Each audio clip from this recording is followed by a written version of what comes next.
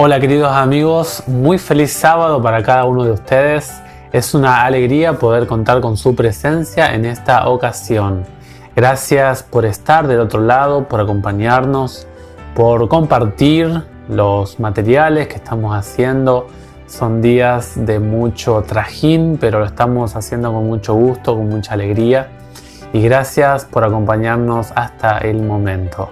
Nos toca hoy un capítulo desafiante, el capítulo número 12 del libro de Daniel.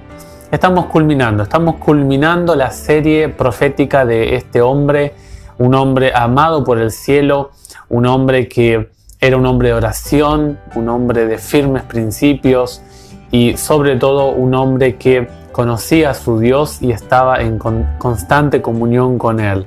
Vamos en esta ocasión a orar y vamos a mirar algunos detalles del capítulo número 12. Querido Padre que moras en el cielo, te damos gracias por acompañarnos en esta ocasión y solo queremos pedirte que nos acompañes porque tenemos un capítulo que nos da aliento, que nos da motivación en situaciones difíciles y gracias porque este capítulo ha sido de mucha fortaleza para tu pueblo a lo largo de la historia. Y Señor Jesús, queremos estar en aquellos que van a brillar a perpetuidad eterna. Te pedimos esto en el nombre de Jesús. Amén. Daniel capítulo 12 es un capítulo que se conecta, tristemente, a veces cuando la Biblia se divide en capítulos se fractura la información y a veces el leer en capítulos nos hace perder la unidad temática que tiene la Biblia de un pasaje capitular a otro. Por eso yo creo acá en Daniel 12 que hubiera sido muy bueno que no se dividiera Daniel 12 y Daniel 11, porque a veces llega a confundir el capítulo o se pierde un poco la continuación del tema que viene hablando el escrito bíblico.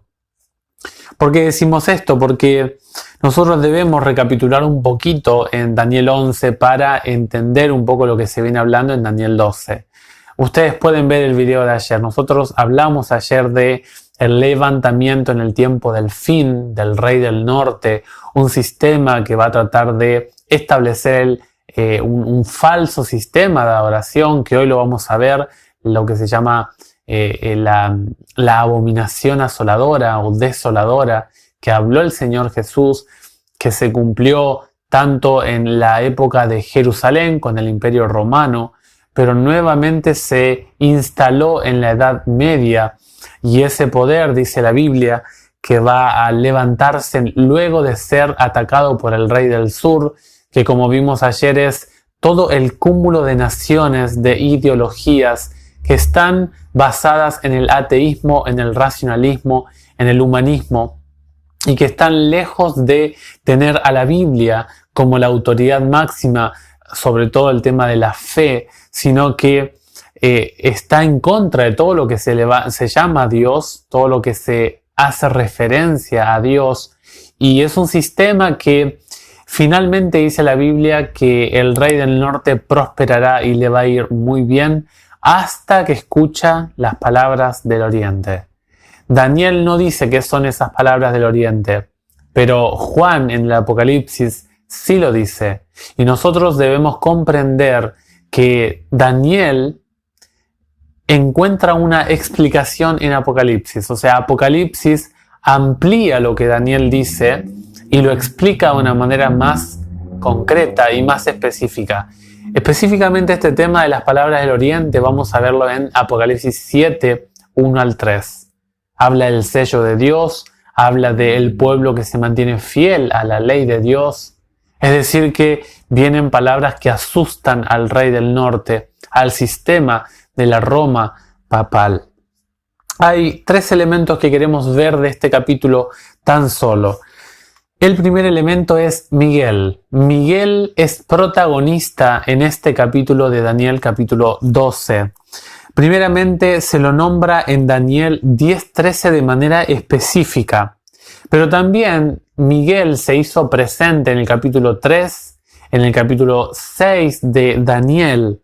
Estuvo allí dentro del horno con los jóvenes, cuidándolo. También aparece en Daniel 7 como el Hijo del Hombre, en el juicio celestial. En el capítulo 8 aparece como el príncipe de la hueste. Además, la actividad de Miguel está relacionado exclusivamente al santuario. Específicamente, estos eventos que habla Daniel 8 al 12 es la porción que no comprendió el profeta Daniel, que es el tema del juicio, las 2300 tardes y mañanas. Hacemos un repaso rapidísimo. Daniel 8 se corta la información, la visión, porque Daniel se desmayó. Daniel 9, como Daniel no entendía los 2300 tardes y mañanas, Dios le viene a explicar que las 2300 tardes y mañanas inicia igual que las 70 semanas.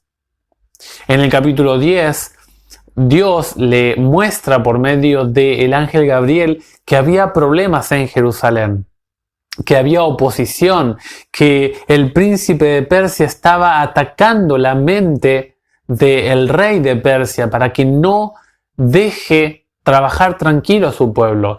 Y dice la Biblia que la lucha llegó a tal punto que Gabriel no pudo luchar y Miguel lo vino a defender.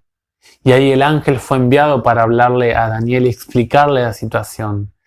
Y ahí tomamos Daniel 11, lo vimos ayer. Y Daniel 11 hace un recorrido completo de toda la historia. El ángel ahora sí le explica a Daniel la visión de Daniel capítulo 8. De principio hasta el capítulo 12, como estábamos viendo. El tema específico de cuando se mira la persona de Miguel en Daniel es el santuario. Y específicamente está relacionado, los 2300 tardes y mañanas está relacionado con el día de expiación, porque el juicio en el pueblo de Israel se daba en una vez al año cuando se iniciaba la culminación de si yo permanecía o no en las filas del pueblo de Dios. Es interesante que en el juicio de Dios, lo vimos allí en Daniel 7 y lo venimos viendo a lo largo de toda la Biblia, que Dios tiene 3 etapas del juicio. Primeramente hay una investigación, luego se confirma cada caso investigado y luego se aplica, el tercer punto, se aplica la sentencia de dicho juicio.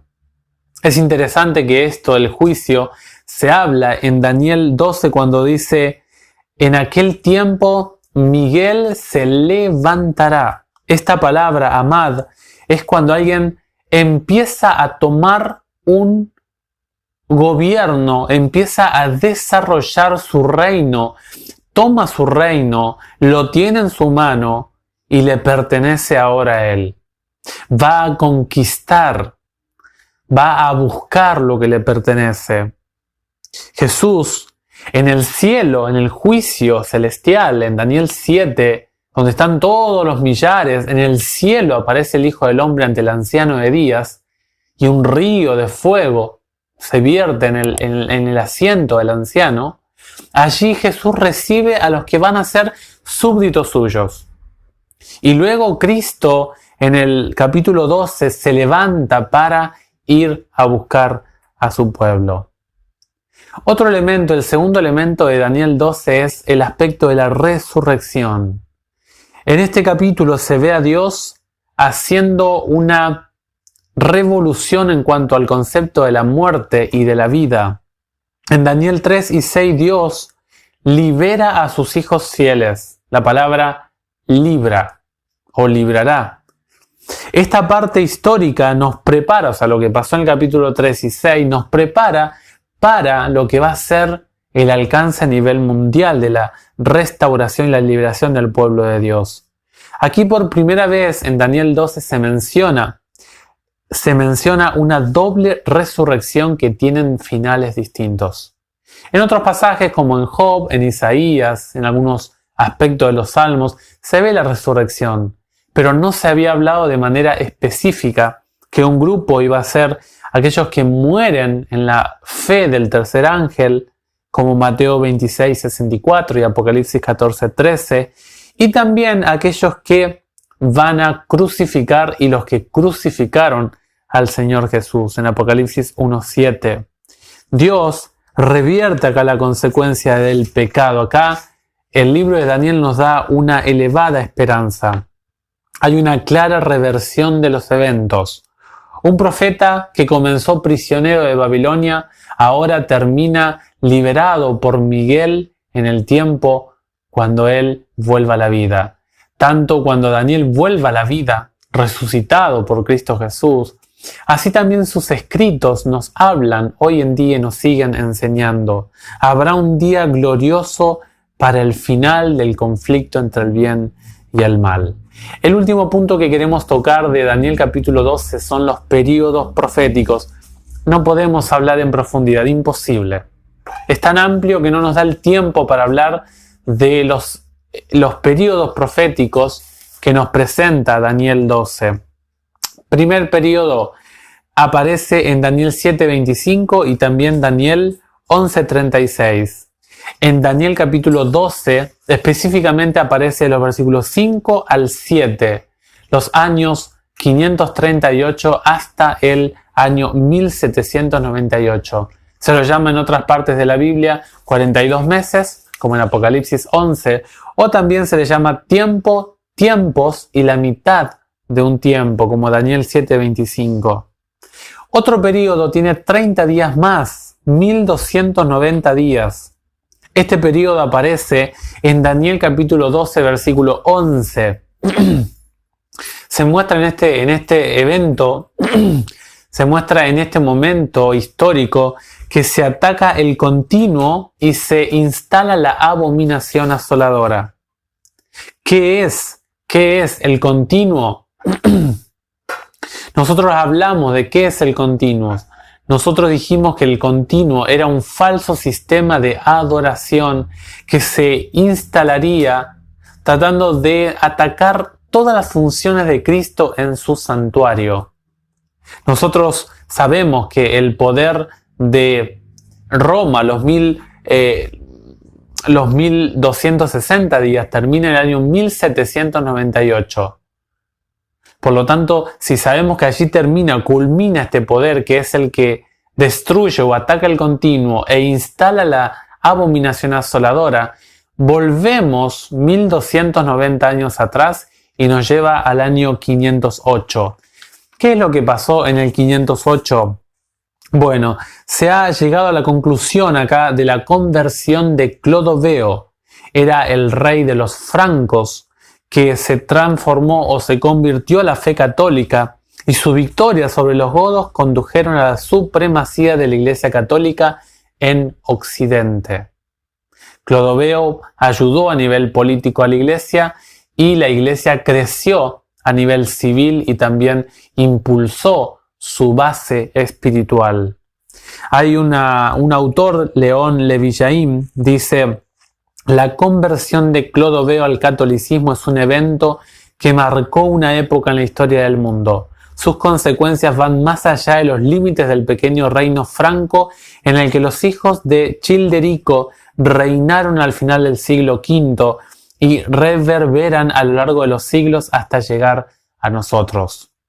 Una autora, Elena Malaspina, dice: algunos eruditos fechan la conversión de Clodoveo unos pocos años antes, pero reconocen que ocurrió un evento importante en el 598. Everett Ferguson dice: después de derrotar a los visigodos en el 507, Clodoveo se apoderó de su tesoro y lo entregó al santuario de San Martín de Tours. En Tours, en 508, Clodoveo recibió un manto del emperador de Oriente, completando una alianza en la fe con Roma y en la política con Constantino. Aquí se ve este periodo de los 1290 días. Luego el tercer periodo son los 1335 días. Comienzan en este evento del 508, la conversión de Clodoveo a la Iglesia o a la fe católica y todo el impulso político que dio la conversión de los francos. Y aquí nos lleva hasta el año 1843. ¿Qué pasó aquí?